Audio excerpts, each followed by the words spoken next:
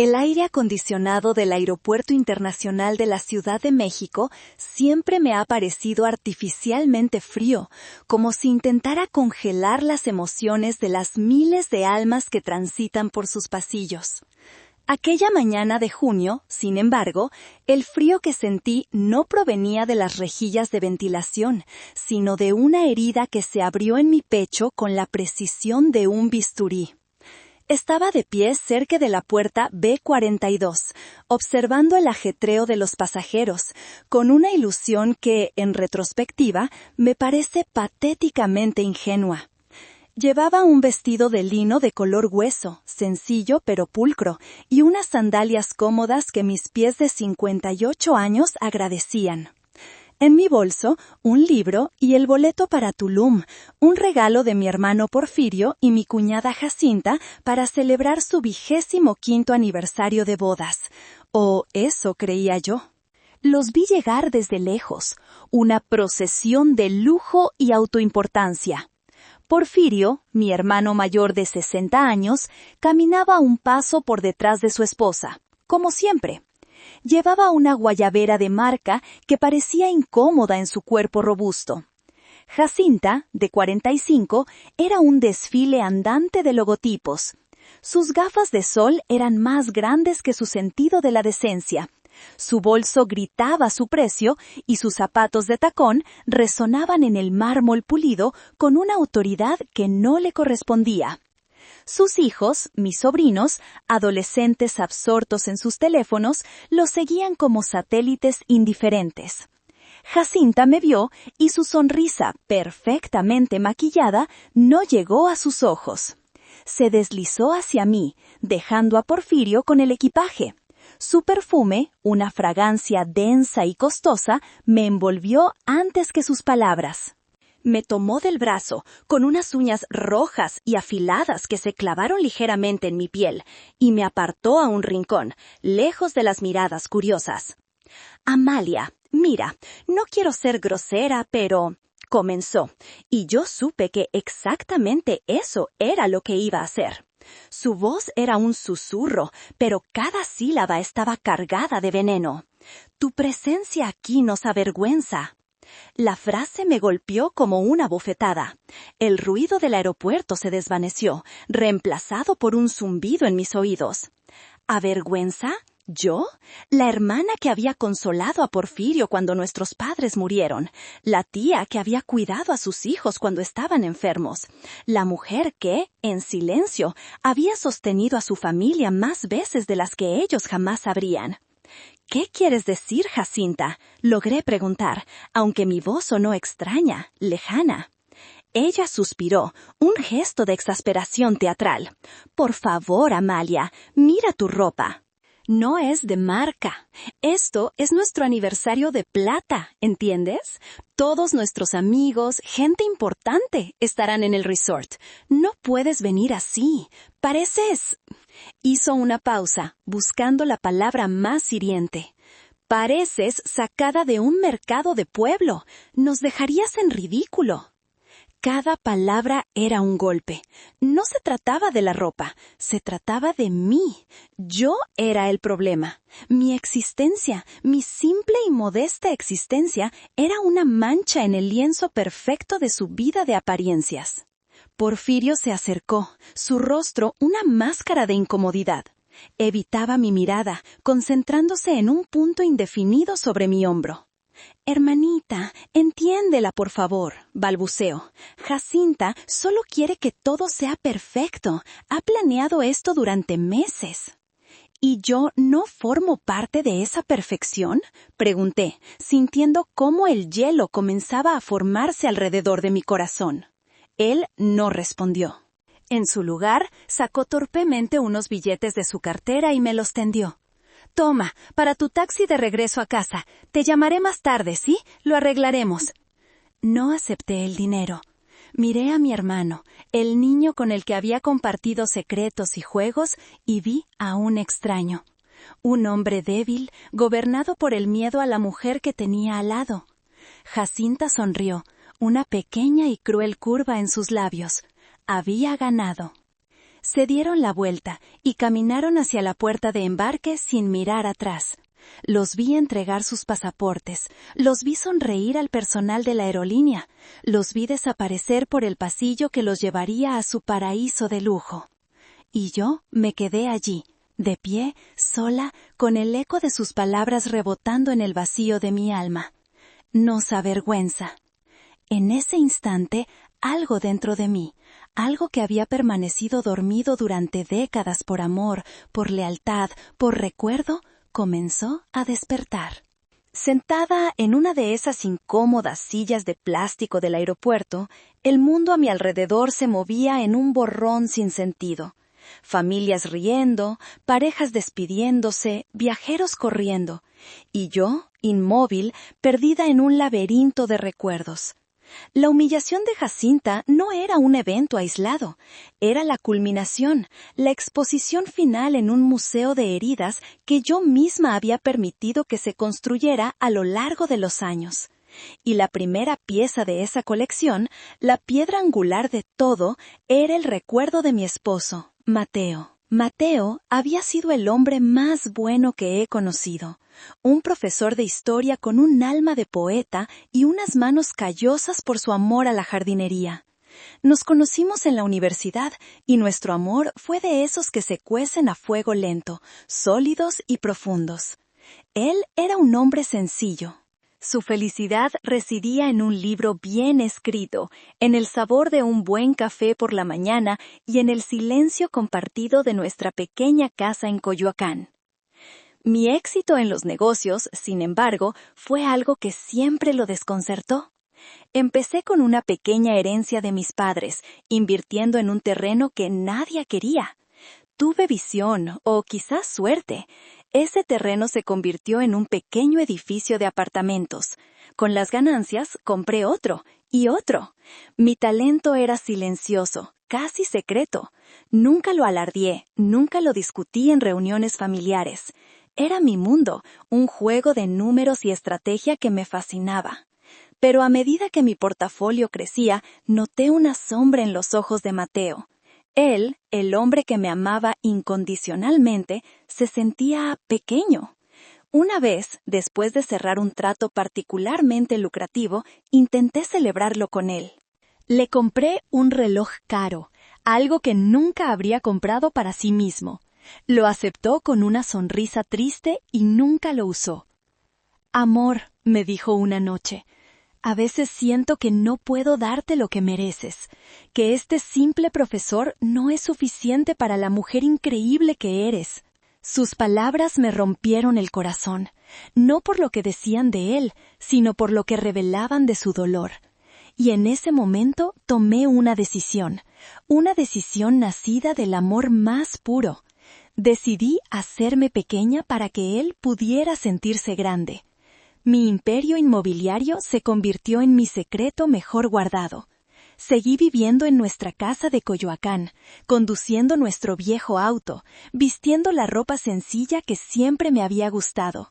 Dejé de hablar de mis negocios, minimicé mis logros. Creé la ficción de que vivíamos cómodamente de su sueldo y de algunas rentas que yo administraba. ¿Funcionó? La sombra en sus ojos desapareció, reemplazada por la tranquila confianza del hombre que se sentía el pilar de su hogar. Fuimos inmensamente felices. Cuando murió de un infarto repentino hace 5 años, mi mundo se derrumbó. Y en mi duelo me aferré a la vida que habíamos construido juntos. Mantener esa fachada de modestia se convirtió en mi forma de mantenerlo vivo, de honrar su memoria, de seguir siendo la mujer que él había amado. Pero ahora, en la fría desolación del aeropuerto, me di cuenta de mi error. Mi sacrificio, mi acto de amor, había creado un vacío que la familia de mi hermano, especialmente Jacinta, había llenado con su desprecio. Mi modestia no fue vista como una elección, sino como una realidad. Mi sencillez no fue interpretada como lealtad a un recuerdo, sino como una falta de clase. Me había hecho tan pequeña para proteger el corazón de un hombre bueno, que me había vuelto invisible para aquellos que no tenían corazón en absoluto. La humillación de Jacinta no fue solo un ataque contra mí, fue una profanación del santuario que había construido para mi amor por Mateo. Y eso, descubrí con una claridad helada, era imperdonable. El recuerdo de Mateo era el origen, la razón de mi caparazón. Pero las grietas en ese caparazón habían comenzado a aparecer mucho antes, cada una causada por los sutiles golpes de martillo de la crueldad de Jacinta. Uno de los más dolorosos, uno que ahora volvía a mi mente con una claridad vergonzosa, fue el incidente de mi cumpleaños, hace 2 años. Era una pequeña reunión en casa de Porfirio. Insistieron en celebrarlo allí porque, según Jacinta, mi casa en Coyoacán era muy pintoresca, pero poco práctica para recibir invitados. La frase era un dardo envenenado disfrazado de cumplido. Acepté, como siempre, para no causar problemas. Llegó el momento de los regalos. Mis sobrinos me dieron dibujos y chocolates. Porfirio, un libro que seguramente Jacinta había elegido. Y entonces llegó el turno de mi cuñada. Con un gran alarde, hizo que uno de sus hijos trajera una enorme canasta envuelta en celofán brillante y un moño exagerado. La puso frente a mí, acaparando la atención de todos. «¡Feliz cumpleaños, cuñis!», exclamó, con una voz que pretendía ser festiva. «Sé que a veces es difícil para ti, ya sabes, sola y con un presupuesto ajustado. Así que pensé en darte algo práctico, algo que realmente puedas usar». Mi corazón se encogió. La humillación pública, vestida de generosidad, es la más cruel de todas. Empecé a desenvolver el regalo, mis manos temblando ligeramente. Lo primero que vi fue un juego de sartenes antiadherentes de una marca de supermercado. Luego, un paquete de toallas de cocina con un estampado de gallinas. A medida que profundizaba, la canasta revelaba su verdadero propósito. Era un manifiesto de su lástima y su desdén. Había un suéter de acrílico de colores chillones, de esos que se encuentran en los contenedores de ofertas, un par de pantuflas de felpa, un juego de recipientes de plástico para guardar sobras. Cada objeto era un insulto.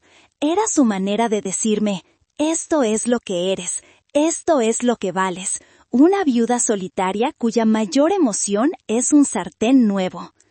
Levanté la vista y me encontré con la mirada de Jacinta. Había una chispa de triunfo en sus ojos. Estaba disfrutando de su propio espectáculo. Las esposas de los amigos de Porfirio, presentes en la reunión, murmuraban entre ellas, algunas con expresiones de falsa compasión. Miré a mi hermano. Él estaba visiblemente incómodo, removiéndose en su asiento, pero no dijo nada.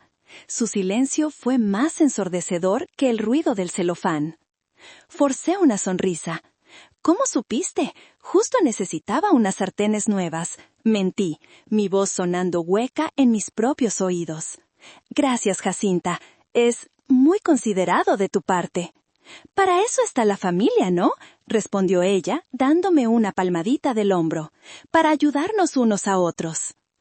Esa noche, al llegar a mi casa, puse la canasta en un rincón de la cocina y la dejé allí durante una semana, como un monumento a mi propia cobardía. Cada vez que pasaba por delante, sentía una punzada de rabia y vergüenza. Finalmente, una mañana, metí todo en cajas y lo doné a un refugio. Todo, excepto el suéter de acrílico. Lo guardé en el fondo de mi armario. A veces, en los días en que me sentía particularmente débil, lo sacaba y lo miraba. Era un recordatorio de que, para Jacinta, yo no era una persona, sino un proyecto de caridad. Un recordatorio de que mi valor, a sus ojos, era el de un artículo en liquidación. Y ahora, en el aeropuerto, me daba cuenta de que le había permitido ponerme ese precio durante demasiado tiempo. Otra pieza en mi museo personal de agravios era más sutil, pero quizás por eso más insidiosa. Ocurrió durante la boda de una prima lejana, un evento familiar de gran envergadura, al que Jacinta, por supuesto, le dio la importancia de una coronación real. Ella y Porfirio eran los padrinos de honor, y Jacinta había supervisado cada detalle con una precisión militar, desde la elección de las flores hasta el código de vestimenta. El código era gala formal, tonos neutros. Pasé semanas buscando algo apropiado que no traicionara mi estilo personal. Finalmente encontré un vestido precioso en una pequeña boutique de San Ángel. Era de seda cruda, de un color gris perla, con un corte clásico y atemporal. No tenía un logotipo visible, no era de un diseñador de renombre, pero era elegante y me sentía cómoda en él. En la recepción, el fotógrafo nos reunió a la familia nuclear para una fotografía especial. Estábamos todos allí, los novios, los padres de la novia y, por supuesto, Porfirio y Jacinta con sus hijos. Me incluyeron en el grupo. Me sentí parte de algo, un sentimiento cálido y poco frecuente. Sonreí a la cámara, sintiendo el brazo de Porfirio sobre mi hombro. Unos días después, la emoción del evento se trasladó al mundo digital. Jacinta, como era de esperar, inundó su perfil de Instagram con una selección cuidadosamente curada de las mejores fotos. Y allí estaba, la foto familiar. O más bien, una versión de ella. Éramos todos, sí, pero el encuadre era extrañamente cerrado por un lado.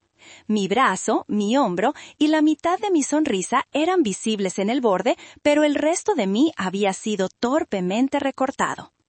Al principio pensé que era un error, un simple descuido al subir la imagen. Pero luego vi el pie de foto que Jacinta había escrito. Una paleta de colores perfecta para un día perfecto. #familia, #estilo, #tonos neutros. Y entonces comprendí. No fue un error, fue una decisión editorial. Mi vestido gris perla, aunque neutro, aparentemente no era del tono exacto que su paleta de colores requería. Mi presencia, la de la tía viuda con el vestido sin marca, arruinaba su estética. La llamé, tratando de mantener mi voz ligera y casual. «Jacinta, qué fotos tan bonitas de la boda», comencé. «Oye, noté que en la foto familiar salgo un poco cortada. ¿Tienes la versión original que me puedas mandar?» Hubo una breve pausa en la línea. Luego, su risa, tan falsa como las perlas que llevaba ese día. «¡Ay, Amalia! ¿De verdad? Ni me había fijado. Es que el fotógrafo nos tomó tantas, seguro subí la que no era. Ya sabes cómo es esto de las redes. Una tiene que mantener una imagen». Luego añadió la frase que reveló la verdad. Además, siendo sincera, el ángulo no te favorecía mucho. Te hice un favor, créeme.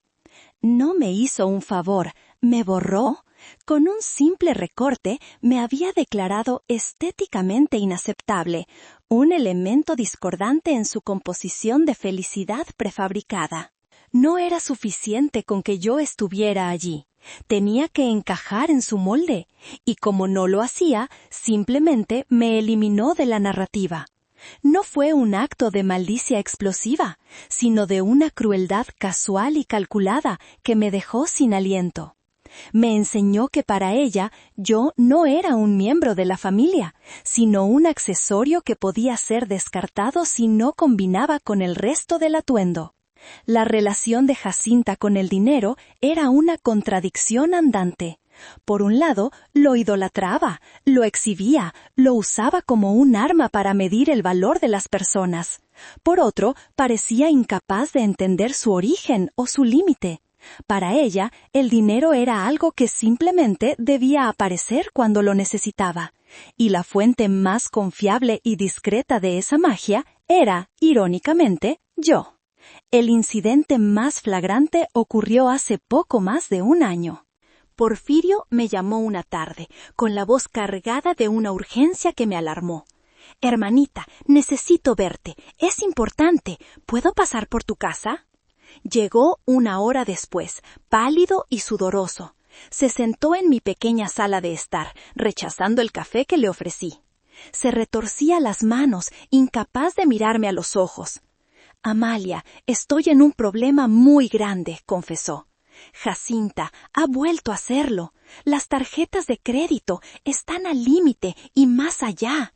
El banco me ha llamado. Si no pago una cantidad considerable esta semana, las consecuencias serán muy serias. No era la primera vez. La necesidad de Jacinta de mantener un estilo de vida de millonaria con el sueldo de un ejecutivo de nivel medio era una ecuación imposible. Y yo siempre era la solución silenciosa. ¿Cuánto es, Porfirio?, pregunté, sintiendo un cansancio profundo, el cansancio de la decepción repetida. Él murmuró una cifra que me hizo tragar saliva.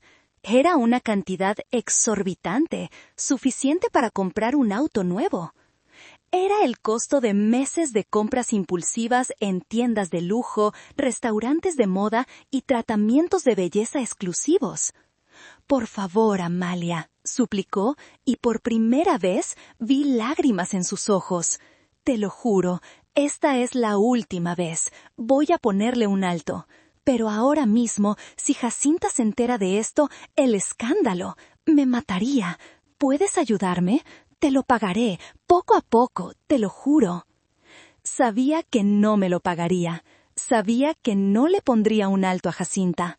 Pero era mi hermano, el niño que se había escondido detrás de mí cuando se metía en problemas. Vi su desesperación, su humillación, y mi corazón, estúpidamente blando, cedió.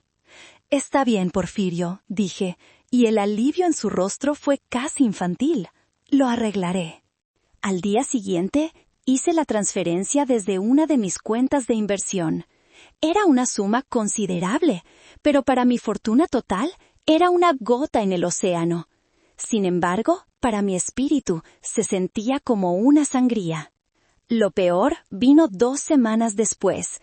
Estaba revisando mis redes sociales, una costumbre poco frecuente, cuando apareció una publicación de Jacinta. Era una foto de un impresionante anillo de diamantes en su mano, con las luces de un restaurante elegante de fondo. El pie de foto decía: «Celebrando otro exitoso trimestre de mi increíblemente talentoso esposo. Su bono de este año fue espectacular. Me consiente demasiado. Hashtag esposo exitoso. Hashtag vida de lujo.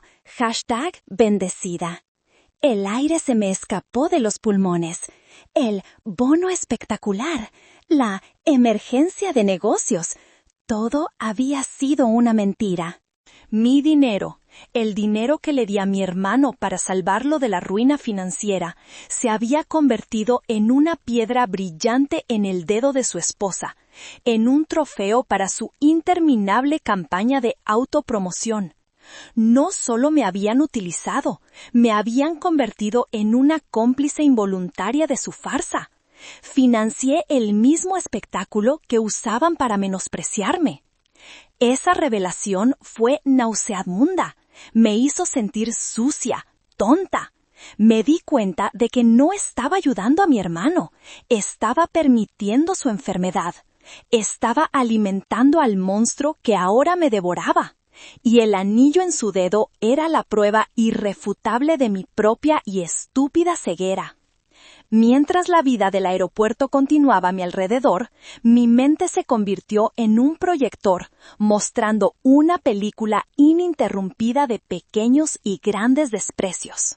No eran incidentes aislados, eran un patrón, un tejido de desdén tejido con los hilos de la conveniencia y la condescendencia. Recordé el bautizo de mi sobrina menor. Jacinta había insistido en que yo fuera la madrina, no por afecto, sino porque la tradición dictaba que los padrinos debían cubrir una parte significativa de los gastos de la fiesta. Cumplí con mi papel generosamente, pagando por el lujoso salón, el banquete y el elaborado pastel. Durante la ceremonia en la iglesia, Jacinta me sonrió y me llamó la mejor cuñada del mundo. Sin embargo, en la fiesta, mi papel se transformó. De repente, ya no era la madrina de honor, sino la niñera no oficial. «Amalia, ¿puedes vigilar a los niños mientras saludo a los invitados? Kunis, ¿serías tan amable de llevarle un plato de comida a la abuela? Amalita, el bebé está llorando. ¿Podrías cambiarle el pañal? Pasé la mayor parte de la celebración en un rincón, cuidando a una bandada de niños revoltosos, mientras Jacinta se pavoneaba entre sus amigos, aceptando felicitaciones por su magnífica fiesta. Cuando necesitaba dinero, era familia. Cuando la transacción terminaba, era la ayuda. Luego estaban las llamadas telefónicas. Mi teléfono rara vez sonaba con una llamada de Porfirio o Jacinta solo para saber cómo estaba. Sus llamadas siempre tenían un prefacio, un pequeño acto de calentamiento antes de la petición principal. Hola, tía Amalia, ¿cómo estás? Oye, te llamaba porque... Y luego venía la solicitud, que cuidara a los niños porque tenían una cena muy importante, que les prestara el coche porque el suyo estaba en el taller, que fuera a su casa a recibir a un técnico porque ellos no podían salir del trabajo. Me había convertido en su asistente personal, su servicio de conserjería familiar, disponible 24/7 y completamente gratuito. Y lo peor era que yo siempre decía que sí. Cada sí era una pequeña traición a mí misma, una concesión que erosionaba mi autoestima. Incluso mis pasiones eran objeto de su burla velada. Amaba la cerámica. Tenía un pequeño torno y un horno en un cobertizo en mi jardín, un santuario donde creaba piezas imperfectas pero llenas de alma. Una vez le regalé a Jacinta un juego de cuencos que había hecho, pintados con un vidriado azul cobalto que me recordaba al cielo de Oaxaca. Ella los aceptó con una sonrisa forzada. ¡Qué rústico, Amalia! Muy artesanal, dijo, y supe exactamente a dónde irían a parar esos cuencos. Meses después, cuando fui a su casa, los vi en el patio trasero, siendo utilizados como platos de agua para su perro de pedigrí. Cuando le pregunté, ella se rió. ¡Ay, es que son perfectos para eso! ¡Súper resistentes! El perro los ama.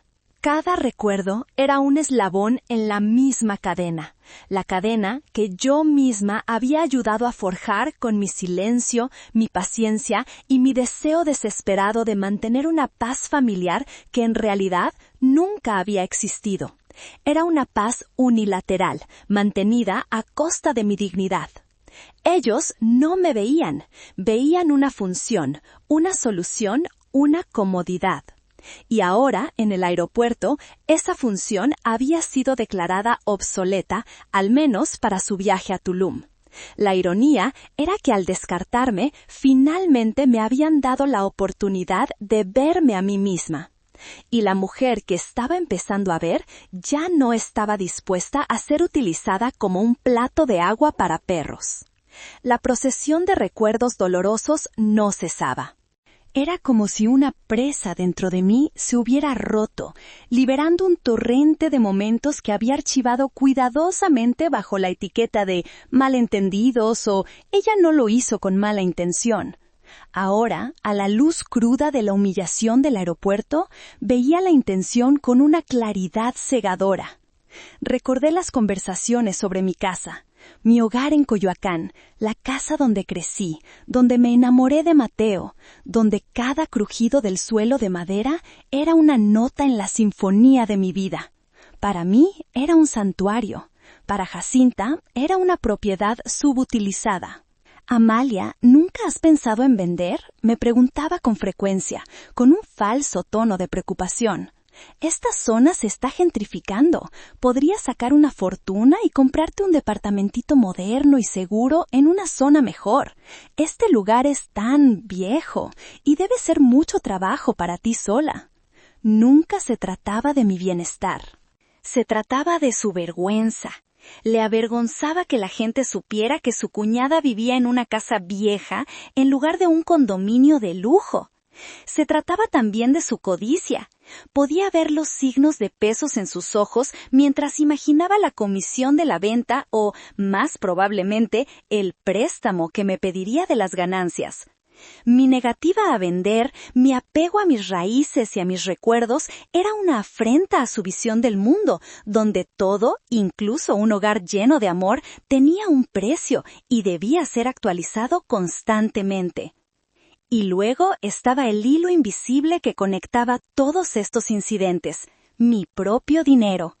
El dinero que yo tenía y que ellos no sabían que tenía en la escala en que lo tenía. Recordé una conversación hace unos meses. Porfirio había mencionado casualmente un nuevo desarrollo inmobiliario en la Riviera Maya, un proyecto de ultralujo. «Imagínate, hermanita», dijo con un suspiro, «tener un lugar allí. Pero bueno, eso es para gente como los Slim, no para nosotros, la clase trabajadora». Sonreí para mis adentros con una amargura que me sorprendió. Sin que él lo supiera, uno de mis fondos de inversión era uno de los principales financistas de ese mismo desarrollo. Yo no era la clase trabajadora. Yo era la dueña del casino donde él soñaba con poder entrar a jugar. Mi fachada, mi disfraz de viuda modesta, era tan convincente que ni mi propia familia podía ver más allá. Pero, ¿por qué seguía con la farsa? Después de la muerte de Mateo, la razón inicial se había desvanecido.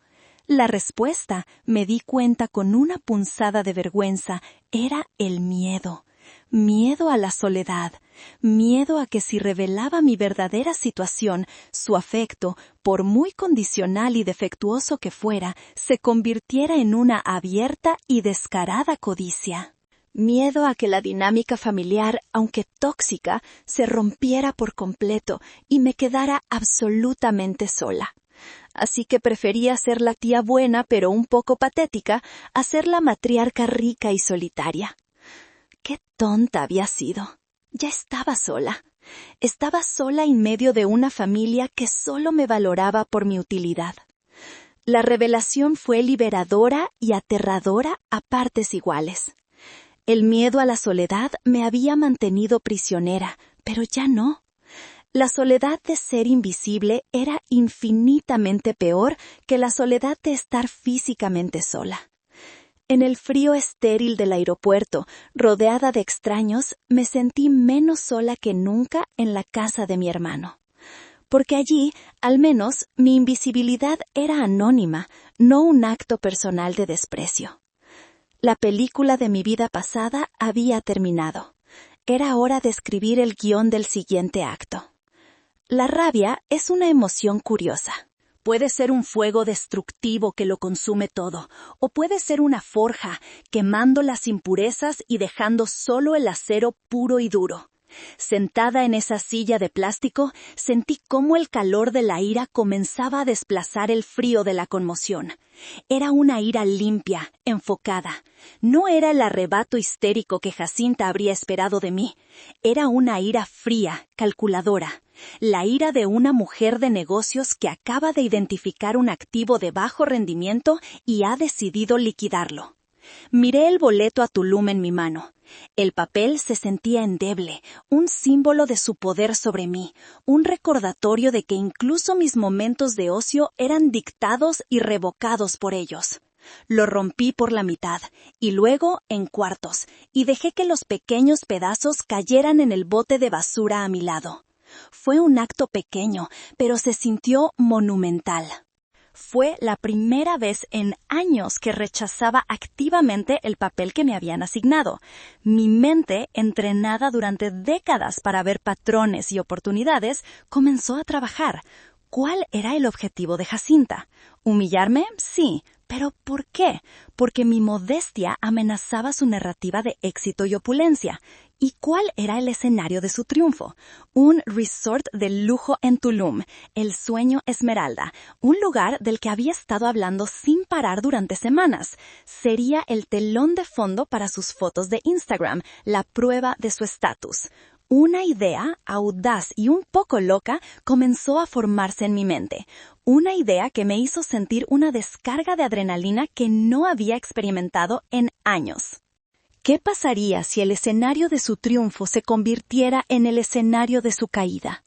¿Qué pasaría si la misma herramienta que usaban para oprimirme, el dinero y el estatus, se convirtiera en el arma de mi liberación? No sería suficiente con cortarles el apoyo financiero. Eso sería una venganza lenta y silenciosa. Lo que habían hecho en el aeropuerto había sido público, teatral. Mi respuesta tenía que serlo también. Necesitaba ser un acto de poder tan innegable, tan espectacular, que nunca más pudieran pensar en mí como la tía Amalia, la pobrecita. Me levanté, mi espalda recta por primera vez en mucho tiempo. Mi propósito era claro. Ya no era una víctima lamentándose en un aeropuerto. Era una estratega, a punto de hacer el movimiento más importante de su carrera. Caminé con paso firme, dejando atrás la puerta B42 y todo lo que representaba. Me dirigí hacia la salida, pero no para tomar un taxi a mi solitaria casa en Coyoacán. Tenía un destino diferente en mente. Un lugar donde la versión de mí que había mantenido oculta podía finalmente salir a la luz y tomar el control. En ese momento dejé de ser la hermana de Porfirio, la cuñada de Jacinta, la viuda de Mateo. Volví a ser Amalia Solís. Y Amalia Solís, descubrí con un escalofrío de emoción, era una mujer a la que no convenía subestimar. En el fondo de mi bolso, debajo del libro, el monedero y los pañuelos, había un objeto que nadie en mi familia sabía que existía. Era un teléfono inteligente de última generación, delgado, negro y anónimo. Mi teléfono de negocios. Mientras que mi otro teléfono, el que mi familia conocía, era un modelo antiguo y sencillo con la pantalla ligeramente agrietada, este era el verdadero centro de mi imperio. Contenía los contactos, las aplicaciones y la información que realmente movían mi mundo. Me senté en un café concurrido, lejos de la puerta de embarque. Pedí un espresso doble, negro y fuerte, como la resolución que ahora sentía. Mientras el murmullo de las conversaciones y el aroma del café llenaban el aire, saqué mi teléfono secreto. La pantalla cobró vida, mostrando no las fotos de mis sobrinos, sino gráficos de mercado y correos electrónicos encriptados. Deslicé el dedo por mi lista de contactos, pasando por nombres de arquitectos, banqueros y contratistas hasta que encontré el que buscaba, Lic Eliseo Herrera. Eliseo no era solo mi abogado, era mi consejero, mi estratega y después de la muerte de Mateo, mi único confidente en el mundo de los negocios. Un hombre de unos 70 años, con una mente tan afilada como sus trajes a medida y una lealtad a prueba de fuego. Marqué el número, contestó al segundo tono. Amalia, dijo su voz, siempre calmada y profesional. ¡Qué sorpresa! ¿Todo bien? No, Eliseo, nada está bien, respondí, mi voz sonando extrañamente firme. Pero lo estará pronto. Necesito un favor muy grande y muy rápido. Hubo una pausa. Podía imaginarlo al otro lado de la línea, enderezándose en su silla de cuero, su instinto agudizándose. Te escucho. Quiero que investigues todo sobre un resort en Tulum llamado El Sueño Esmeralda. Quiero saber quién es el dueño, si está a la venta, cuál es su situación financiera. Quiero toda la información que puedas conseguir, y la quiero en la próxima hora. Eliseo no preguntó por qué. Esa era una de las cosas que más valoraba de él. Entendía la diferencia entre la información necesaria y la curiosidad irrelevante. Entendido. El Sueño Esmeralda. ¿Algo más? Dudé un segundo, la enormidad de lo que estaba a punto de decir pesando en mi lengua. Luego, la imagen de la sonrisa triunfante de Jacinta apareció en mi mente. Sí, dije, mi voz no vaciló. Quiero comprarlo, hoy mismo, no me importa el precio. El silencio al otro lado de la línea fue más largo esta vez. No era un silencio de incredulidad, sino de cálculo. Podía oír el zumbido de su mente brillante, procesando la logística, los desafíos, las implicaciones. Amalia, dijo finalmente, su tono ahora teñido de una pizca de asombro. Eso es ambicioso, pero si alguien puede hacerlo, eres tú. Déjame hacer algunas llamadas. Te contacto en 30 minutos. Colgué y tomé un sorbo de mi espresso. El líquido amargo y caliente me recorrió, un eco del fuego que sentía por dentro. Por años había usado mi inteligencia y mis recursos para construir un imperio en las sombras, un testimonio silencioso de mi propia capacidad. Ahora, por primera vez, iba a usar ese poder no para construir, sino para demoler. Iba a demoler la falsa realidad de mi familia, ladrillo por ladrillo de diseñador, y en su lugar iba a construir un monumento a la verdad, un monumento que tendría la forma de un hotel de lujo en la costa del Caribe. Dejé el aeropuerto, pero no en un taxi amarillo con destino al sur de la ciudad. Afuera, en la zona de llegadas privadas, un sedán negro y discreto me esperaba. El conductor, un hombre leal que había trabajado para mí durante años, me abrió la puerta sin hacer preguntas. «Al departamento, por favor, Javier», dije, y él asintió. No nos dirigimos a mi acogedora y un poco destartalada casa en Coyoacán. El GPS del auto estaba programado para una dirección en el corazón de Polanco, una de las zonas más exclusivas de la Ciudad de México. El edificio era una torre de cristal y acero, tan anónima en su lujo que resultaba invisible. No tenía un nombre ostentoso en la entrada, solo un número y un portero que reconocía el auto y abría la puerta del estacionamiento subterráneo sin dudarlo. Tomamos un ascensor privado que se abría directamente en el vestíbulo de mi penthouse. El contraste con mi otra vida era discordante, casi violento. Si mi casa en Coyoacán era un abrazo cálido y nostálgico, este lugar era un apretón de manos firme y poderoso. Muros blancos, pisos de mármol, muebles de diseño minimalista y obras de arte contemporáneo de artistas que solo los conocedores reconocerían.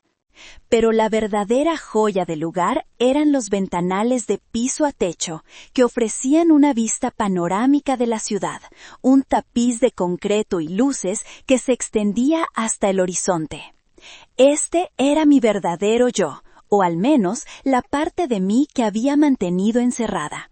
La Amalia Solís que leía informes de mercado en lugar de novelas, que negociaba contratos multimillonarios desde la comodidad de un sofá de piel italiana, que entendía el lenguaje del poder y el dinero mucho mejor que el de la falsa cortesía familiar. Dejé mi bolso sobre una mesa de cristal y me dirigí a la cocina, una maravilla de acero inoxidable y tecnología alemana. Me serví un vaso de agua mineral con una rodaja de limón y me paré frente al ventanal, observando el caos ordenado de la ciudad abajo.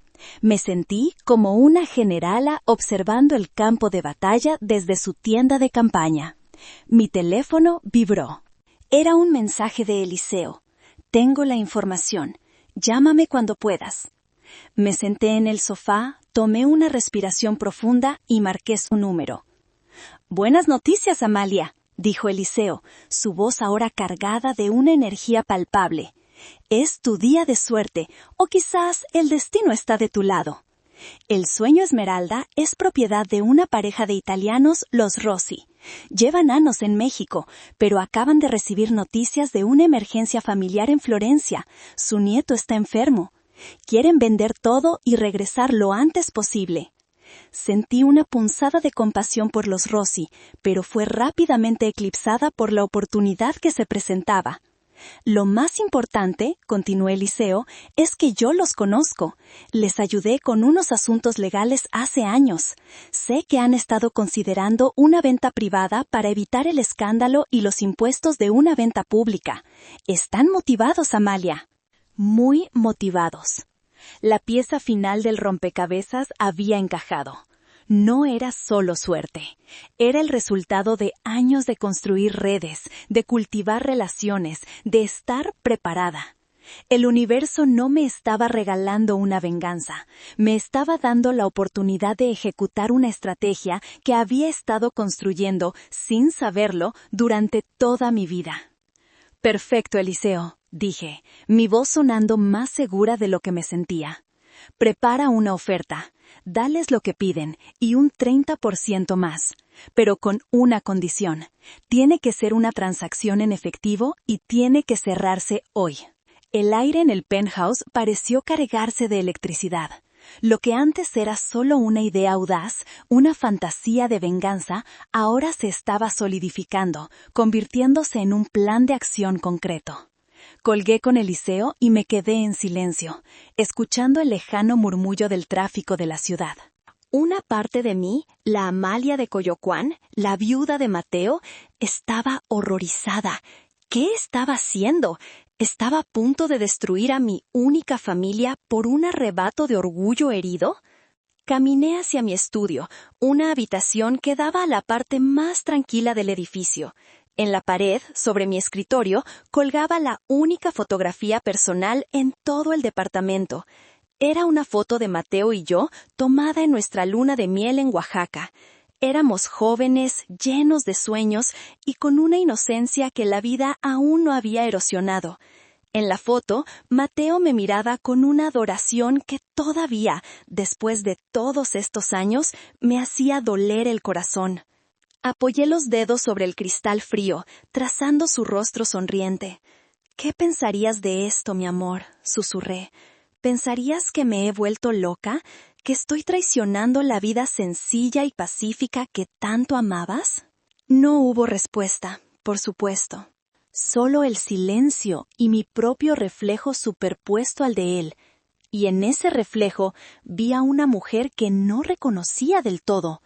Una mujer con los ojos endurecidos, con una tensión en la mandíbula que no solía estar allí. Pero también vi a una mujer que estaba de pie, erguida, no encorvada por el peso de las expectativas de los demás. Recordé las palabras de Mateo, aquellas que me había dicho esa noche, cuando confesó sentirse pequeño a mi lado. Después de que lo tranquilicé, me tomó de las manos y dijo algo que en su momento no entendí del todo. «Amalia, tu mente es como un águila. No dejes que nadie, ni siquiera yo, te convenza de vivir en una jaula, por muy dorada que sea». Yo había interpretado sus palabras como una licencia para seguir con mis negocios en secreto, pero ahora me di cuenta de que había construido la jaula yo misma. Una jaula hecha de amor, sí, pero una jaula al fin y al cabo. Y había permanecido en ella mucho después de que la razón para estar allí se hubiera ido. La humillación en el aeropuerto no fue solo un insulto, fue la sacudida violenta a los barrotes de mi jaula. Jacinta y Porfirio no me veían como un águila, me veían como un canario, alguien que canta una melodía agradable mientras esté bien alimentado y seguro en su encierro. La duda se disipó, reemplazada por una calma gélida. Esto no era por orgullo, no era solo venganza, era una declaración de independencia. Era el acto de romper los barrotes de la jaula, no con violencia, sino con la misma herramienta que me había permitido construir mi fortuna, la inteligencia, la estrategia y una cantidad abrumadora de capital. Ya no se trataba de lo que Mateo hubiera querido, se trataba de lo que la mujer que Mateo amaba merecía. Y esa mujer merecía respeto, merecía ser vista, merecía volar. Regresé a la sala de estar justo cuando el teléfono sonaba de nuevo. Era Eliseo. «Tengo al señor Rossi en la línea», dijo. «Está intrigado. Quiere hablar contigo directamente. ¿Estás lista?» Miré por el ventanal hacia el vasto horizonte de la ciudad. «Más que lista, Eliseo», respondí, mi voz resonando con una nueva autoridad. «Pásamelo». La Amalia de Coyoacán se había quedado en el pasado. La Amalia Solís de Polanco estaba a punto de tomar el control. «¿Señora Solís?» La voz al otro lado de la línea tenía un fuerte acento italiano teñido de cansancio y precaución. Era el señor Rossi.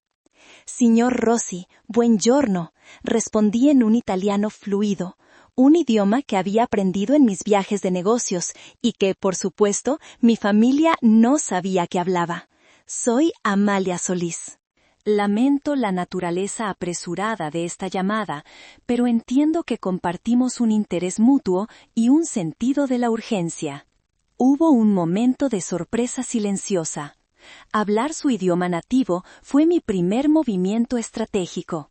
Creaba una conexión instantánea, un puente sobre la desconfianza inicial. Mi abogado, el señor Herrera, me informa de su propuesta sin precedentes, dijo, eligiendo sus palabras con cuidado. Es una oferta muy generosa, francamente, demasiado generosa.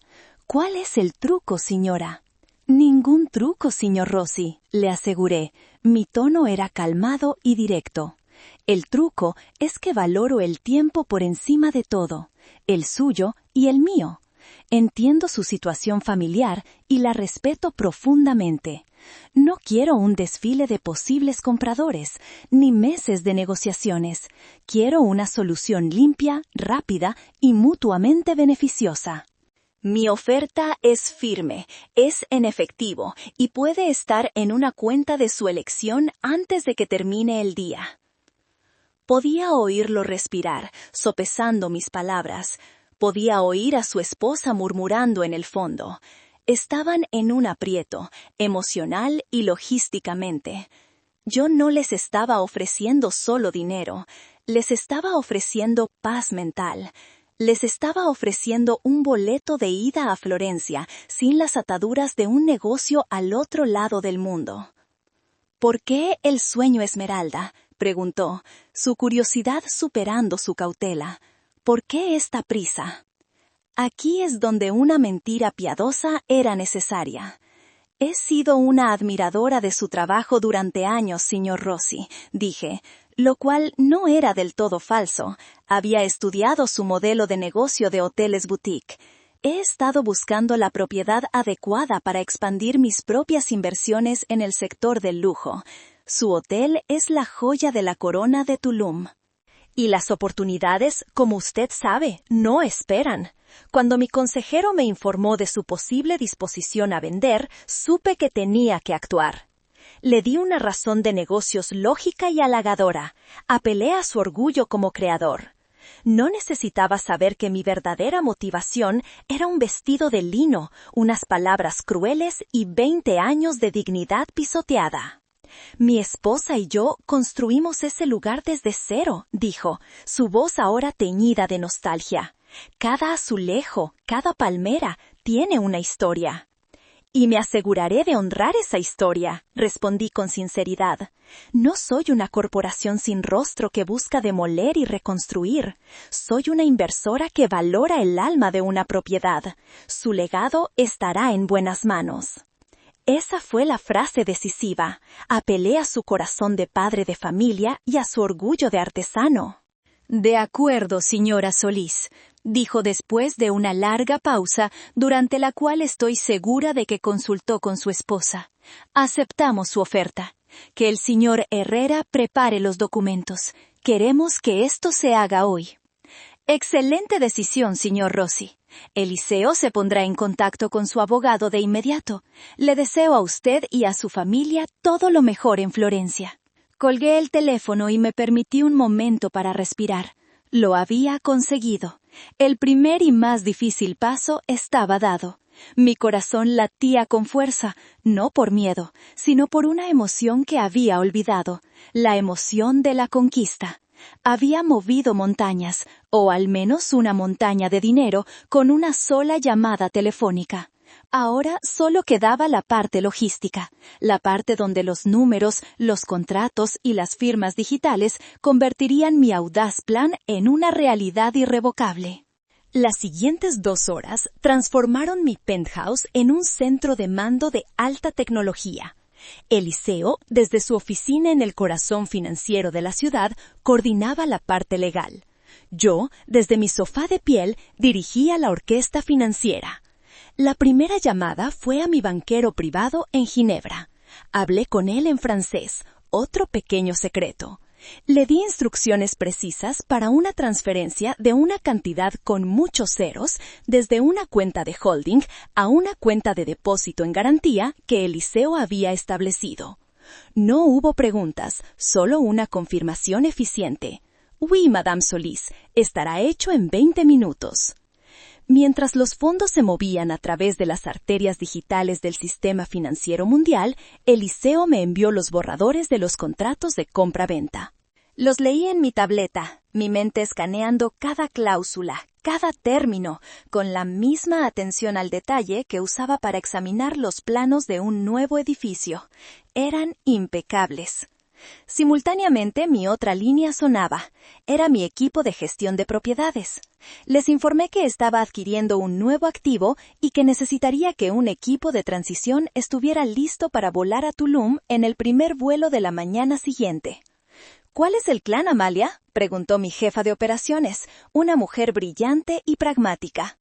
El plan es una transición sin problemas, pero con un cambio de liderazgo visible e inmediato, le expliqué. Quiero que el personal actual se sienta seguro, pero que entiendan sin lugar a dudas que hay una nueva propietaria y una nueva filosofía. Y la nueva filosofía es cero tolerancia a la arrogancia. Ella se rió. Entendido. Me gusta esa filosofía. En medio de este torbellino de actividad, me detuve un momento y me di cuenta de lo viva que me sentía. Por años, mi vida se había reducido a una rutina tranquila y predecible. Cuidar mi jardín, leer, ir al mercado y las ocasionales y dolorosas reuniones familiares. Había olvidado quién era. Había olvidado la emoción de un trato, la satisfacción de una negociación bien llevada, el poder de hacer que las cosas sucedan. Esta operación no era solo por venganza, era un acto de autorrecuperación. Estaba reclamando a la mujer que había sido, la mujer que había construido todo esto, la mujer a la que había escondido por miedo a eclipsar a los demás. Eliseo llamó de nuevo. Los abogados de los Rossi han revisado todo. Están listos para firmar digitalmente. ¿Estás lista tú? Miré la hora. El vuelo de Porfirio y Jacinta debía estar aterrizando en Cancún en cualquier momento. Tendrían por delante un viaje de casi 2 horas en coche hasta Tulum. Tenía tiempo. «Estoy lista, Eliseo», dije. En mi pantalla apareció el documento final.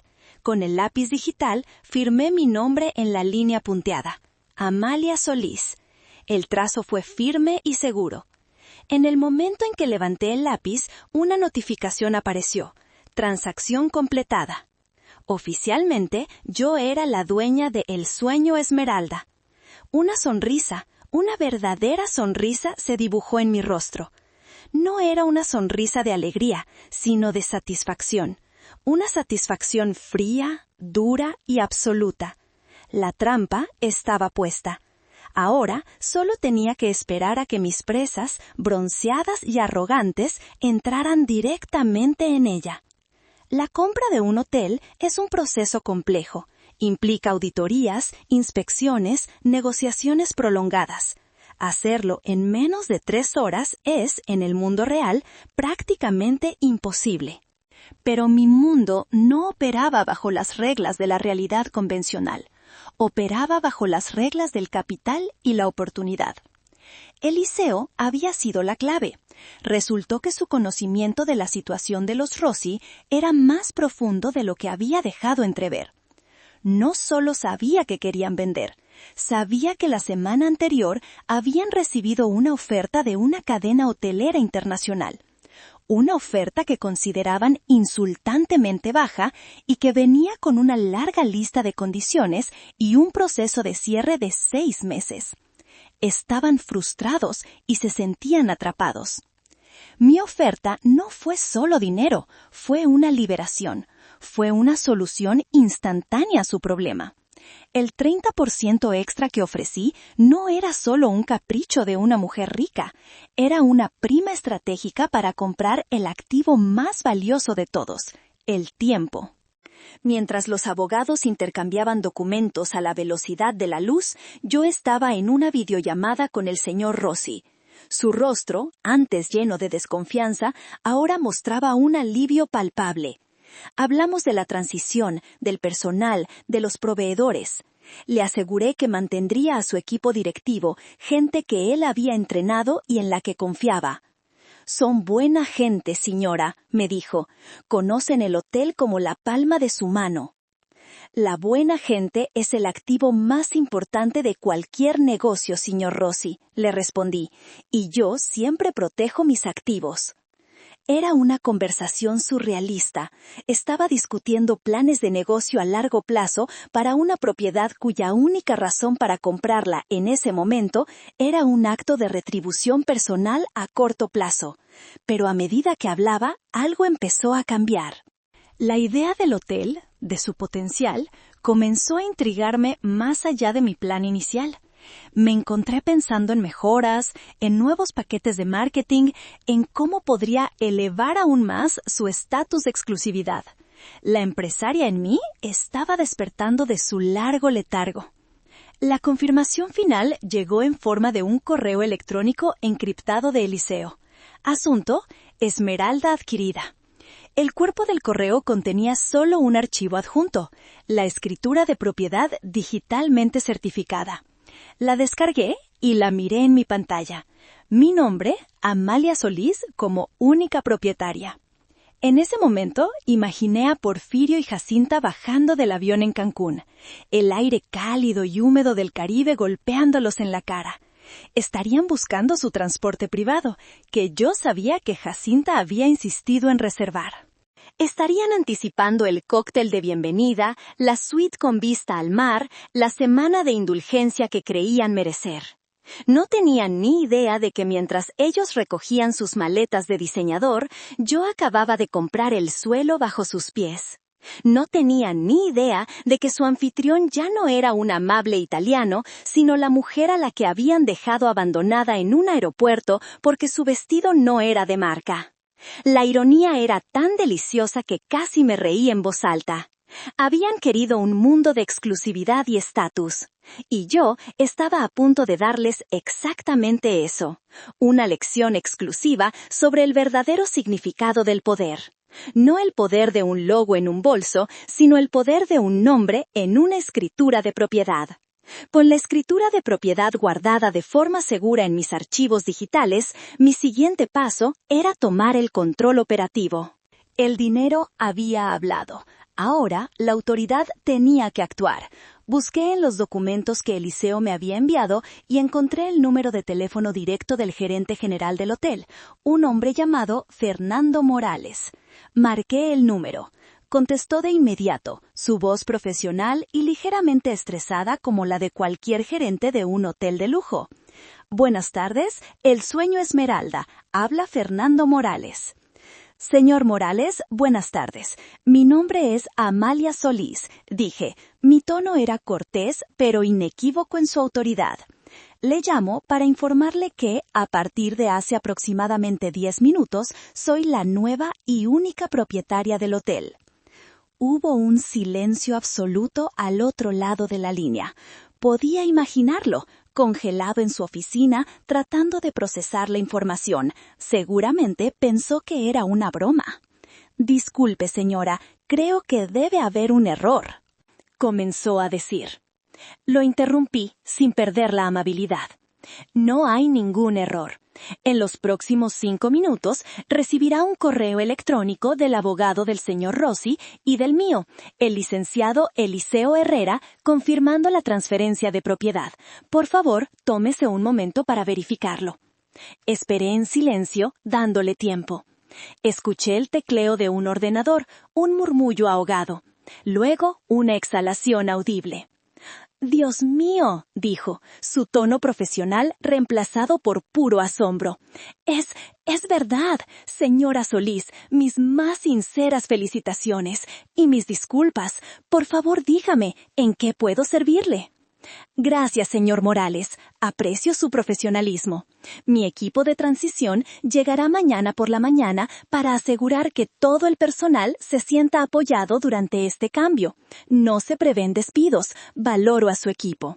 Primero, la zanahoria. Le di seguridad, ganándome su lealtad inmediata. Sin embargo, tengo una primera orden ejecutiva que debe cumplirse de inmediato. Por supuesto, señora, lo que usted diga. Tienen una reservación a nombre de Porfirio Solís y Jacinta Vargas. Deben llegar en aproximadamente 1 hora. Quiero que esa reservación sea cancelada. Otra pausa, esta vez una de confusión. ¿Cancelada, señora? Entendido. ¿Hay algún motivo que deba darles? ¿Un problema de sobreventa, quizás? No, respondí, y aquí vino el palo. El motivo es el siguiente, y quiero que use estas palabras exactas si se lo preguntan. El perfil de los huéspedes no se alinea con la nueva visión de exclusividad de la marca. ¿Lo tiene? Pude sentir su incomodidad a través del teléfono. Era una orden extraña y brutal. Sí, señora, entendido. El perfil no se alinea. Perfecto. Y una cosa más, señor Morales. Prepare la suite presidencial, la mejor que tengan. La quiero impecable. Llego esta noche. Enviaré mi itinerario en breve. Entendido, señora Solís. La suite presidencial estará lista para usted. Gracias, Fernando. Sé que podemos trabajar bien juntos. Colgué. Me recosté en el sofá. Una sensación de poder absoluto recorriéndome. No era solo el poder del dinero, era el poder de controlar la narrativa. Jacinta me había expulsado de su historia por no encajar en su visión. Ahora yo la estaba expulsando de la mía, usando sus propias armas, su propio lenguaje de exclusividad y estatus, en su contra. El escenario estaba listo, los actores estaban en su lugar. La primera escena del tercer acto estaba a punto de comenzar. Mientras el sol comenzaba a descender sobre la Ciudad de México, pintando el cielo de tonos naranjas y morados, yo estaba a bordo de otro avión. Esta vez no era una fantasía, era un jet privado, un Gulfstream G650, que mantenía en un hangar privado en el aeropuerto de Toluca, listo para mis viajes de negocios. Mi familia, por supuesto, pensaba que mis únicos viajes eran las excursiones en autobús del Club de la Tercera Edad de la iglesia. El interior del jet era mi verdadero hogar. Cuero color crema, madera de nogal colida y un silencio que solo el lujo puede comprar. Mientras el avión ascendía suavemente, dejando atrás el monstruo de concreto que era la ciudad, me permití relajarme por primera vez en todo el día. Una azafata, que me conocía desde hacía años, me sirvió una copa de champán sin necesidad de preguntar. Sostuve la copa fría, observando las burbujas subir. Cada burbuja parecía un pensamiento, una emoción que subía a la superficie. ¿Había rabia? Sí.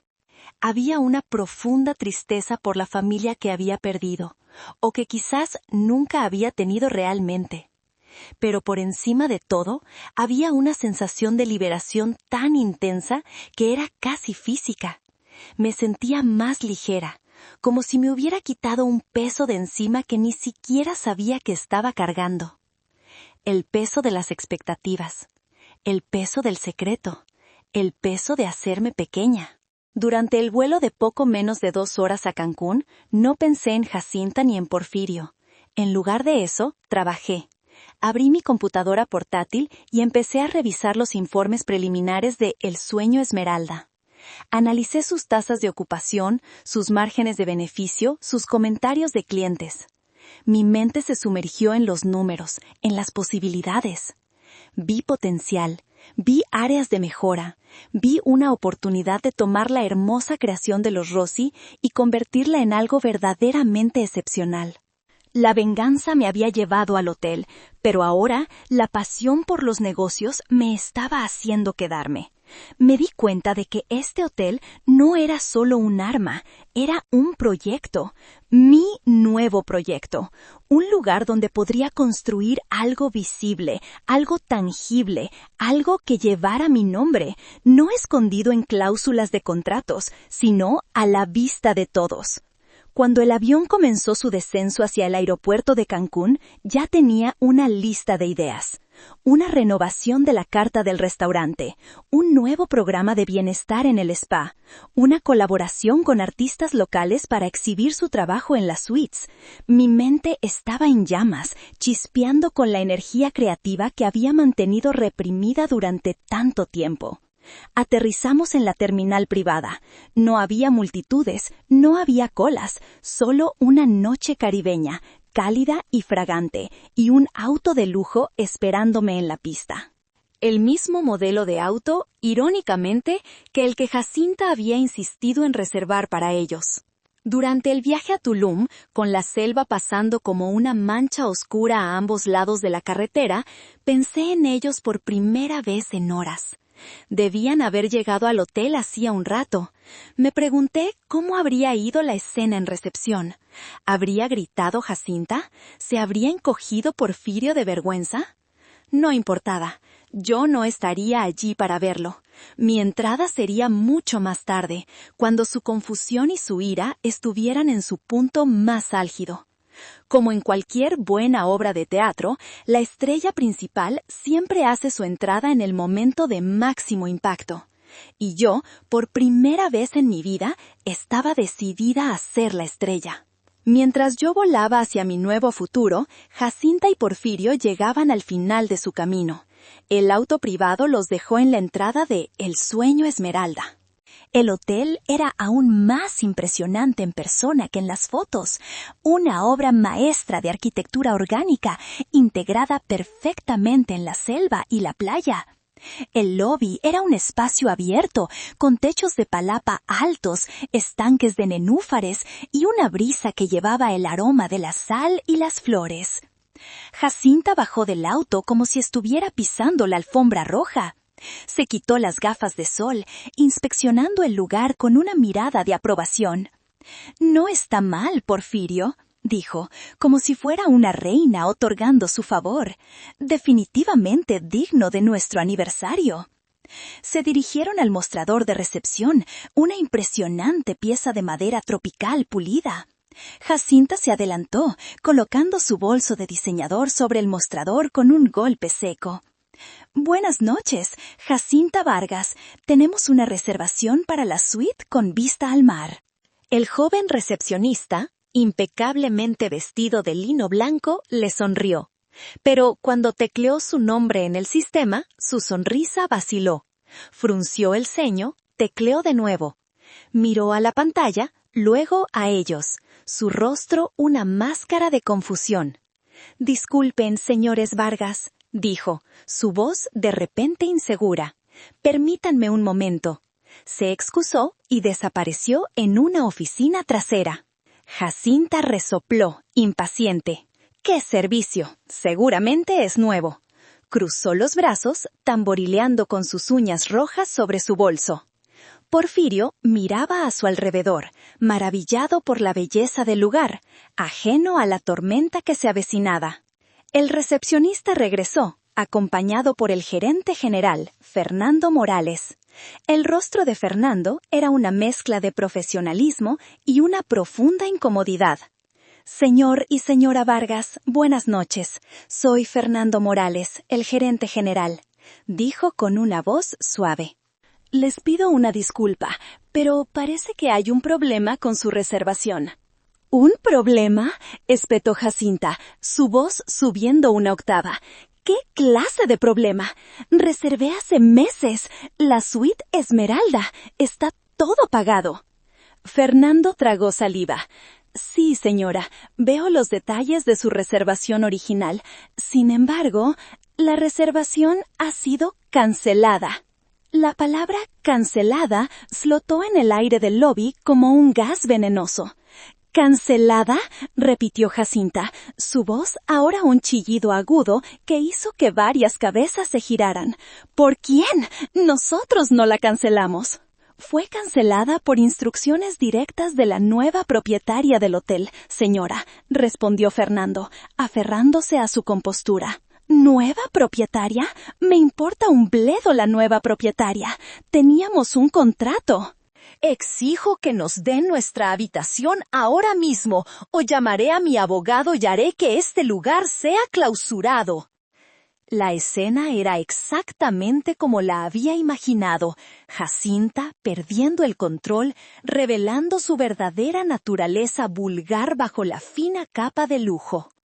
Porfirio, finalmente dándose cuenta de la gravedad de la situación, intentó calmarla. Cariño, por favor, baja la voz. Seguro es un malentendido. No es un malentendido, es incompetencia, gritó ella. Quiero hablar con esa nueva propietaria, que venga a dar la cara. Fernando Morales asintió lentamente. Por supuesto, señora. De hecho, se detuvo como si estuviera eligiendo sus siguientes palabras con sumo cuidado. La señora Solís, la nueva dueña, está esperando para hablar con ustedes. Me ha pedido que los acompañe a la suite presidencial para que puedan aclarar la situación personalmente. La mención de la suite presidencial y el apellido Solís detuvo en seco a Jacinta. Su rostro pasó de la furia a la confusión. ¿Solís? ¿Como Amalia? Se rió, un sonido hueco y sin alegría. ¡Qué coincidencia! Quizás es una pariente lejana y rica que no conocíamos, Porfirio. Vamos, seguro que nos va a pedir disculpas con una botella del mejor champán. Llena de una renovada y equivocada confianza, Jacinta tomó del brazo a su esposo y siguió al gerente hacia el ascensor, caminando directamente hacia el clímax de la obra que yo había escrito para ella. El viaje en el ascensor panorámico de cristal fue silencioso. Jacinta se retocaba el maquillaje en un pequeño espejo, preparándose para lo que ella imaginaba sería una confrontación victoriosa. Porfirio se limitaba a mirar las luces del resort que se extendían bajo ellos, una sensación de inquietud comenzando a roer sus entrañas. El apellido Solís le parecía una coincidencia demasiado grande. Llegaron al último piso. El gerente los guió por un pasillo privado, decorado con arte local y orquídeas frescas, hasta una imponente puerta doble de madera tallada. La abrió y se hizo a un lado. La señora Solís los espera adentro. La suite presidencial era un espacio de una belleza sobrecogedora. Ocupaba toda la esquina del edificio, con ventanales que se abrían a una terraza privada con una piscina infinita que parecía fundirse con el mar Caribe en el horizonte. La decoración era una mezcla perfecta de lujo contemporáneo y artesanía mexicana. Y en el centro de todo, de pie en la terraza, recortada contra el cielo nocturno y la luna creciente, estaba yo. No llevaba mi vestido de lino de Coyoacán, llevaba un caftán de seda blanca, una pieza de un diseñador exclusivo que caía sobre mi figura con una elegancia fluida. Mi cabello, que usualmente recogía en un moño sencillo, estaba suelto, peinado por la brisa marina. En mi mano sostenía una copa de champán. Me había tomado el tiempo de cambiarme, de transformarme, de ponerme el disfraz de mi verdadero yo. Me giré lentamente cuando los oí entrar. No dije nada, solo los miré, dejando que el impacto de la escena se asentara. La boca de Jacinta se abrió, pero no salió ningún sonido. Su rostro, tan acostumbrado a proyectar una confianza arrogante, se descompuso en una secuencia de emociones. Primero, una confusión absoluta, como si su cerebro no pudiera procesar la imagen que tenía delante. Luego, una chispa de incredulidad, seguida de cerca por un horror que le drenó el color de la cara. Se quedó paralizada en el umbral, su bolso de diseñador de repente pareciendo un accesorio barato y ridículo. Porfirio palideció. Se apoyó en el marco de la puerta, como si sus piernas no pudieran sostenerlo. «Amalia», susurró, su voz apenas un hilo de aire. «¿Qué es esto? ¿Qué haces aquí?» Di un sorbo a mi champán, un sorbo lento y deliberado. Dejé que el silencio se extendiera, que la tensión se volviera casi insoportable. Finalmente sonreí. No era la sonrisa cálida y complaciente a la que estaban acostumbrados. Era una sonrisa nueva, una que nunca habían visto antes. Una sonrisa que no pedía nada y lo controlaba todo. «Jacinta, Porfirio», dije. Mi voz era tranquila, clara, y resonaba con una autoridad que los hizo estremecerse. Bienvenidos a mi hotel.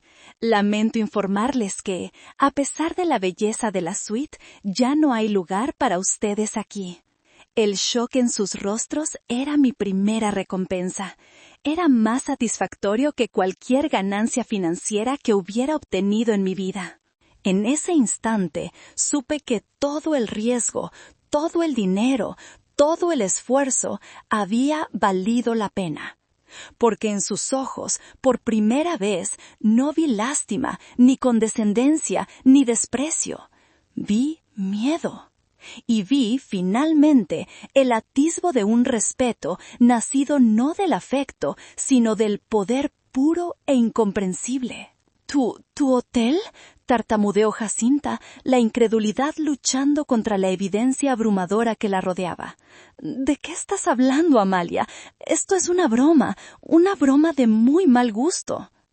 Caminé lentamente desde la terraza hacia el interior de la suite, mis sandalias de cuero haciendo un sonido suave sobre el mármol. Me detuve frente a ella, lo suficientemente cerca como para ver el pánico bailando en sus ojos. Te aseguro, Jacinta, que nunca he estado menos de humor para bromas, dije, mi voz manteniendo su tono gélido. Compré esta propiedad hace unas 5 horas. Una transacción rápida. A veces, las mejores oportunidades requieren una acción decisiva. Es una lección básica de negocios. Porfirio se recompuso un poco, dando un paso adelante. Amalia, esto es una locura. ¿Cómo? ¿Con qué dinero? Oh, Porfirio, suspiré, mirándolo con una mezcla de lástima y decepción. ¿Realmente pensaste que las pequeñas rentas de mis propiedades en Coyoacán daban para tanto? ¿Realmente creíste la historia de la viuda modesta que apenas llega a fin de mes? Supongo que es más fácil creer lo que uno quiere ver. Me moví hacia el bar y dejé mi copa. La verdad es que he estado manejando un portafolio de inversiones inmobiliarias bastante sustancial durante los últimos 30 años. Mientras tú te preocupabas por las apariencias, yo me preocupaba por los activos. Mientras Jacinta coleccionaba bolsos, yo coleccionaba edificios. El rostro de Jacinta se contrajo en una mueca de odio. La confusión estaba siendo reemplazada por la furia de una narcisista cuya realidad ha sido destrozada. ¡Mientes! ¡Es imposible! Tú eres una simple ama de casa venida a menos. ¿Lo soy? Pregunté, arqueando una ceja. Entonces, ¿cómo explicas el préstamo que le hice a Porfirio el año pasado para cubrir tus deudas de tarjetas de crédito?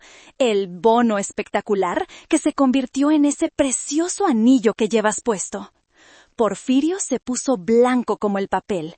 Jacinta miró su mano, luego a su esposo, la traición amaneciendo en su rostro.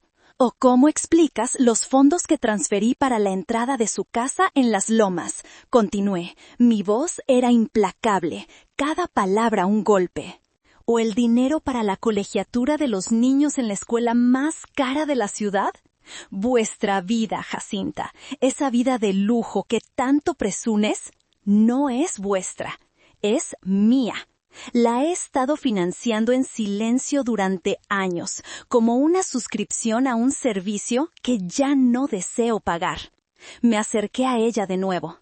Me llamaste una vergüenza. Dijiste que mi ropa no era de marca. Tienes razón.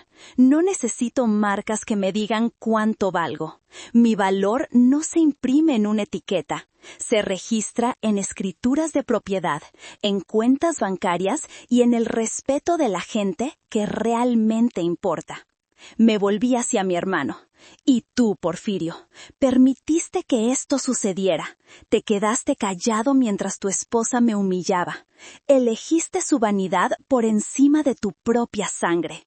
Espero que esa elección haya valido la pena. Finalmente, me dirigí a la puerta. Ahora, si me disculpan, ha sido un día muy largo y me gustaría disfrutar de mi nueva propiedad. Seguridad los acompañará a la salida.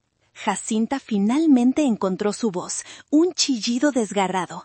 «¡No puedes hacernos esto! ¡Somos familia!». Me detuve en el umbral y la miré por última vez.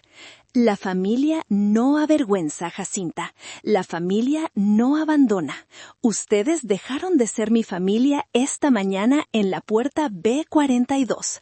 Ahora, por favor, salgan de mi hotel. La palabra seguridad no fue una amenaza vacía.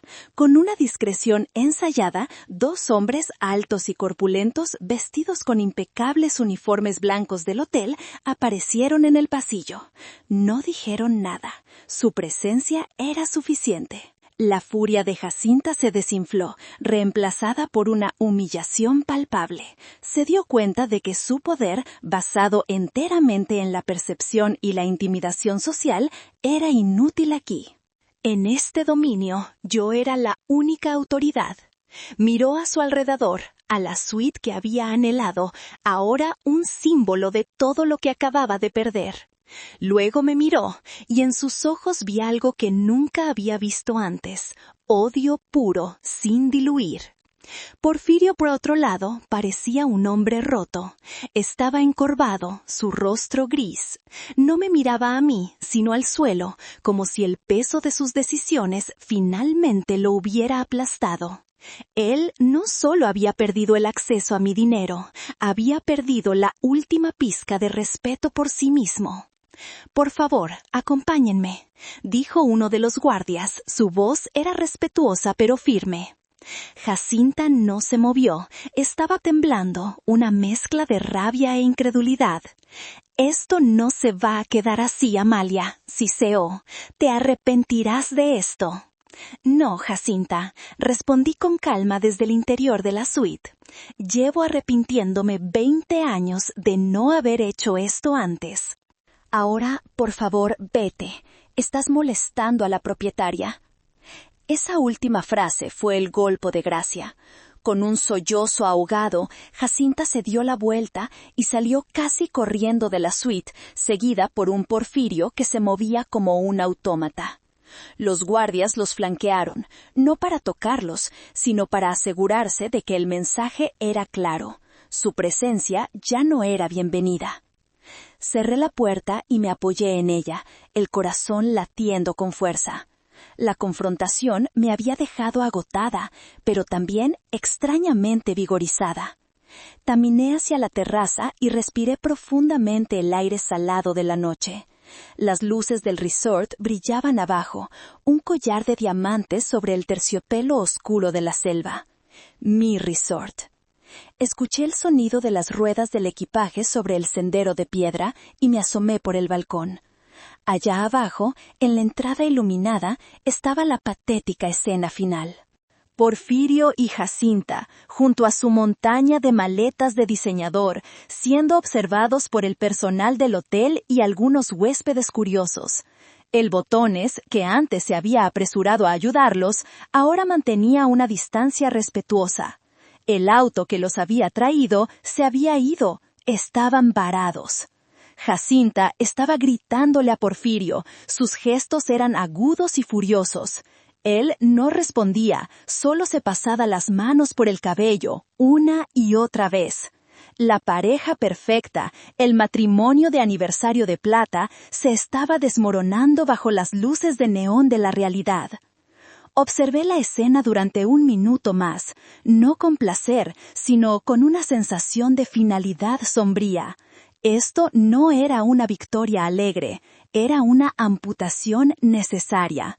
Había cortado la parte gangrenada de mi vida para salvar el resto. Me di la vuelta, dejando atrás el espectáculo de su miseria, y volví a entrar a la suite. El champán todavía estaba en la cubitera. Me serví otra copa, me senté en el sofá más cómodo que jamás había sentido y por primera vez en 5 años me sentí completamente en paz.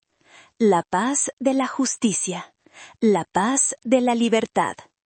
La humillación de ser escoltados fuera del hotel fue solo el comienzo de su pesadilla. Tulum, en plena temporada alta, no es un lugar para improvisar. Jacinta, todavía funcionando con los humos de su antigua arrogancia, intentó resolver la situación. Sacó su teléfono, su arma de elección para navegar por el mundo. No te preocupes, Porfirio, espetó, aunque su voz temblaba ligeramente. Reservaré una suite en el hotel de al lado. Uno mejor, para que vea a esa estúpida. Le mostraré que no la necesitamos.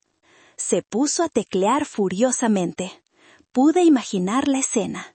Ella, de pie junto a sus maletas en la acera, la luz de la pantalla iluminando su rostro tenso. Pero la realidad de su nueva situación financiera no tardó en golpearla. «¿Qué demonios?», murmuró. «La tarjeta no pasa». Intentó con otra. El mismo resultado. «Porfirio, tus tarjetas. Intenta con las tuyas». Él sacó su cartera con manos temblorosas. Una por una fueron rechazadas. No era un error del sistema. Mientras negociaba la compra del hotel, había hecho otra llamada. Una llamada a mi contacto personal en el banco, el director de la división de clientes VIP. Con unas pocas palabras, había puesto un bloqueo temporal en todas las cuentas y tarjetas asociadas a Porfirio que, de una forma u otra, estaban vinculadas a mis líneas de crédito o a las cuentas de la empresa que yo controlaba. No los había dejado en la ruina, todavía no. Simplemente les había cortado el acceso al dinero fácil, mi dinero. El pánico comenzó a instalarse. Se encontraron en uno de los destinos más caros de México, con apenas unos pocos miles de pesos en efectivo entre los dos. Los taxis se negaban a llevarlos sin una garantía de pago a un hotel. Los grandes resorts ni siquiera los dejaban entrar al lobby sin una reservación confirmada. Su noche de aniversario de plata, que debía ser celebrada con sábanas de algodón egipcio y servicio a la habitación, la pasaron en la sala de espera de una pequeña y lúgubre estación de autobuses en el pueblo de Tulum. Un lugar sin aire acondicionado, con asientos de plástico y el olor a humedad y desesperación. La ironía era casi poética. La mujer que me había juzgado por parecer de mercado de pueblo, ahora estaba durmiendo en un banco junto a los vendedores que iban y venían de sus pueblos. Mientras ellos vivían su descenso a la realidad, yo vivía una especie de renacimiento. Después de una noche de sueño profundo y sin interrupciones, me desperté con el sonido de las olas. Desayuné fruta fresca y café de Oaxaca en mi terraza, observando el sol salir sobre el mar turquesa. Pasé el día con Fernando, el gerente. Recorrimos la propiedad, hablamos con el personal, escuché sus ideas, compartí las mías. Descubrí que amaba esto, amaba el desafío, la creatividad, la interacción. La mujer que había pensado que su único propósito era cuidar de los demás, estaba descubriendo que su mayor talento era, de hecho, cuidar de sus propios intereses y hacerlos florecer. Por la tarde, mientras revisaba unos planos para una posible expansión del spa, mi teléfono sonó. Era un número desconocido. Contesté. ¿Amalia? La voz era de Porfirio, sonaba ronca, agotada, derrotada. Sí, Porfirio, respondí. Mi tono era neutro. Hubo un largo silencio, lleno del sonido de la estática y de una dignidad hecha añicos. «Amalia, por favor», dijo finalmente, su voz quebrándose. «Necesitamos ayuda. No sabemos qué hacer. Jacinta, no está bien. Por favor, hermana, ayúdanos». La palabra hermana salió de sus labios como un último y desesperado recurso. Era la primera vez que la usaba con ese tono de súplica en años. Escuché su petición no con satisfacción, sino con una fría y distante evaluación. La ayuda que buscaba no era la que yo estaba dispuesta a dar. ¿Ayuda?, repetí, dejando que la palabra flotara entre nosotros. ¿Qué clase de ayuda buscas, Porfirio? ¿Buscas dinero para encontrar otro hotel de 5 estrellas? ¿O buscas una forma de salir del desastre que tú mismo permitiste que se creara? Él se quedó en silencio, sin duda sorprendido por mi franqueza. El Porfirio de antes habría esperado que yo corriera a rescatarlos, que suavizara las cosas, que restaurara el orden natural de su universo, donde él y su esposa estaban en el centro y yo en la periferia, siempre lista para servir. «No lo sé, Amalia», admitió. Su voz era un murmullo. Estamos atrapados. No tenemos dinero. Jacinta está teniendo un ataque de pánico. No para de llorar y gritar. No sé qué hacer con ella». Sentí una punzada de algo que podría haber sido lástima, pero la aplasté. La lástima era el veneno que había permitido que esta enfermedad creciera durante 20 años. Era hora de un antídoto. «¿Y dónde estás ahora, Porfirio?», pregunté, aunque ya lo sabía. Eliseo, siempre eficiente, había contratado a un discreto investigador local para que me mantuviera informada de sus movimientos. En un pequeño hotel en el pueblo», dijo. La vergüenza era evidente en su voz. No es como lo que Jacinta esperaba». «Me imagino que no», respondí secamente. La realidad rara vez está a la altura de las fantasías de Jacinta. Es una lección que tú, de entre todas las personas, deberías haber aprendido hace mucho tiempo. «Amalia, lo siento», dijo, y esta vez sonó genuino. «Lo siento por todo, por lo del aeropuerto, por todo. Fui un cobarde. Tenías razón. Por favor, solo sácanos de aquí. Te prometo que hablaremos. Lo arreglaremos». Arreglar las cosas no es tan simple, Porfirio. No puedes simplemente pegar las piezas de un jarrón roto y esperar que contenga agua. Lo que se rompió ayer no fue un plan de vacaciones. Fue la última hebra de mi confianza en ti, el último vestigio de mi respeto por tu matrimonio. Caminé por mi suite, el teléfono presionado contra mi oído. «Te diré lo que voy a hacer. No porque te lo merezcas, sino porque, a pesar de todo, sigues siendo el hermano de la mujer que fui. Y porque no quiero que mis sobrinos paguen por la estupidez de sus padres más de lo necesario». Él esperó, conteniendo la respiración. «Voy a comprarles 3 boletos de autobús de regreso a la Ciudad de México. Saldrán mañana por la mañana. Te enviaré los detalles por mensaje de texto. Es un viaje largo, Porfirio, unas 24 horas.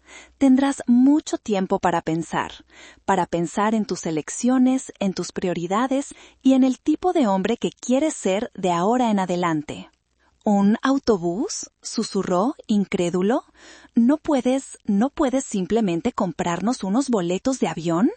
«Podría», respondí. «Podría ponerlos en primera clase en el próximo vuelo, pero no lo haré, porque el lujo es un privilegio, no un derecho». Y ustedes dos han perdido ese privilegio. La humildad a veces es la única medicina que funciona. Considera este viaje como su primera dosis. Colgué antes de que pudiera protestar. Durante un momento me pregunté si había sido demasiado cruel. Luego recordé su silencio en el aeropuerto, la mirada de desprecio de Jacinta, los años de ser tratada como un cajero automático sin emociones. Y supe que no había sido crueldad, había sido justicia. Una justicia lenta, pero finalmente satisfactoria. El viaje en autobús fue, según supe más tarde por un Porfirio arrepentido, una tortura. No por la incomodidad física, sino por el descenso psicológico. Para Jacinta, estar sentada durante 24 horas en un autobús público, rodeada de la gente común a la que tanto despreciaba, fue un infierno personal. Fue la aniquilación total de su identidad construida. Para Porfirio fue una larga y silenciosa meditación sobre el abismo al que su debilidad los había conducido. Llegaron a la Ciudad de México agotados, sucios y humillados. Y su calvario no había terminado. Cuando llegaron a su lujosa casa en Las Lomas, encontraron una notificación legal pegada en la puerta. Era un aviso de desalojo. La propiedad que yo había comprado a través de una de mis empresas hacía años para ayudarlos, les estaba siendo revocada. Tenían 30 días para desalojar. Fue entonces cuando Porfirio me llamó de nuevo, esta vez desde un teléfono público. Su voz era la de un hombre que ha perdido todo. «Amalia, la casa», dijo sin preámbulos. «Sí, Porfirio, la casa es mía. Siempre lo ha sido. Se acabó el juego», respondí con calma. «¿Qué se supone que hagamos? ¿A dónde se supone que vayamos? Nos has dejado en la calle». «No, Porfirio. Yo no los he dejado en la calle. Sus propias acciones los han llevado a este punto. Durante años vivieron una vida que no podían permitirse, una vida construida sobre mis cimientos. Ahora que he retirado esos cimientos, el edificio se ha derrumbado. Es simple física financiera». Él comenzó a sollozar, sollozos secos y desgarrados. «Pero los niños, ¿qué pasa con mis hijos?» «Tus hijos estarán bien», le aseguré, y mi tono se suavizó por primera vez. «No soy un monstruo, no los dejaré sin un techo. He alquilado un departamento para ustedes. Está en una colonia de clase media, cerca de una buena escuela pública. Tiene 3 recámaras, es limpio y seguro. Es más de lo que mucha gente tiene, y es lo que pueden permitirse con tu sueldo real, una vez que dejes de gastarlo en los caprichos de tu esposa». Le di la dirección. Hubo un largo silencio. «Y hay nuevas condiciones, Porfirio. Nuevos términos para nuestra relación, si es que queda algo que salvar», continué. «Primero, se acabó el apoyo financiero. Completamente. Aprenderán a vivir dentro de sus medios. Segundo, Jacinta debe buscar ayuda profesional. Su obsesión con el estatus y su crueldad no son normales. Son síntomas de una profunda infelicidad, y hasta que no lo afronte, nunca habrá paz. Tercero, y más importante, quiero una disculpa. No una disculpa balbuceada por teléfono porque estás desesperado. Quiero que ambos vengan a mi casa, la de Coyoacán, y me miren a los ojos y se disculpen por cada herida, cada insulto, cada vez que me hicieron sentir pequeña para que ustedes pudieran sentirse grandes».